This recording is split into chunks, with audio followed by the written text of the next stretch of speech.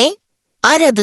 ആരാ എന്റെ ചന്തയിൽ ഉമ്മ വെച്ചത്? രാവിലെ കണ്ണു തുറക്കുമ്പോ തന്നെ ഞാൻ ഈ കാണുന്നത് ഈ ചെക്കന്റെ ചന്തയാണ്. ആരത്?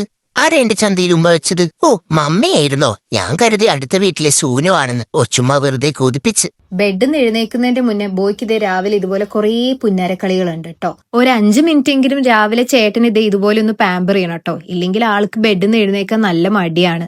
ഒന്നുകിൽ ഞാൻ പാമ്പർ ചെയ്യണം, അല്ലെങ്കിൽ അജയ് പാമ്പർ ചെയ്യണം. ആരെങ്കിലും ഒരാൾ അവനെ പാമ്പർ ചെയ്യണം എന്നുള്ളത് മസ്റ്റാണ്. കോഴിക്കോട് എന്റെ വീട്ടിലായിരുന്ന സമയത്ത് രാവിലെ എഴുന്നേറ്റ് നേരെ കിച്ചണിലേക്ക് പോയാൽ മതി ബ്രേക്ക്ഫാസ്റ്റ് കഴിക്കാൻ. ഇവിടെ പിന്നെ എല്ലാം നാം ഒറ്റയ്ക്ക് തന്നെ ചെയ്യേണ്ട ഒരു അവസ്ഥയാണ്. ഓ, എന്റെ ഇഡ്ലി മാവ് സെറ്റായത് കണ്ടപ്പോ തന്നെ ഒരു ആശ്വാസം. ഇനി നമുക്ക് വേഗം തന്നെ കുറച്ച് ഇഡ്ലി ഉണ്ടാക്കിയെടുക്കാം. ചൂട് കാരണം ബോധേ വീടിന്റെ ഓരോ മുക്കും മൂലയിലും പോയിട്ട് അവന്റെ ചുക്കാമണിയും കാണിച്ചുകൊണ്ടാണ് കിടക്കുന്നത്.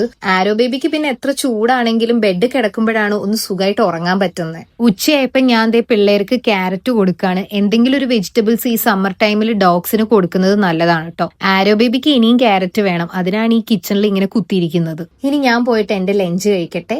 അപ്പൊ ഇന്ന് ഇത്രയേ ഉള്ളൂ. Okay, by.